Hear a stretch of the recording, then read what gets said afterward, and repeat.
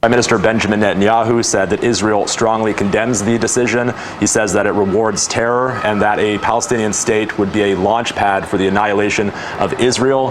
Head of the opposition in Israel, Yair Lapid, someone who never agrees with Benjamin Netanyahu on anything, has said that Palestinians should not be rewarded for October 7th, and it is a moral mistake and a diplomatic error.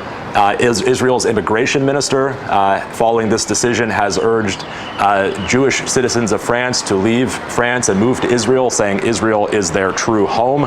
And as you say, Secretary of State, U.S. Secretary of State Marco Rubio, echoing much of that condemnation, he's called the decision reckless, said that it serves Hamas propaganda and is a slap in the face to the victims of October 7th. So widespread outrage by Israeli officials, by Marco Rubio, and further evidence of pressure mounting on Israel over the war in Gaza. With France coming to this conclusion, it's now the first G7 country to recognize a Palestinian state, and it is in line with what we're seeing, especially in the last few days, the last week, as more and more influential countries are putting pressure on Israel for their conduct during the war in Gaza.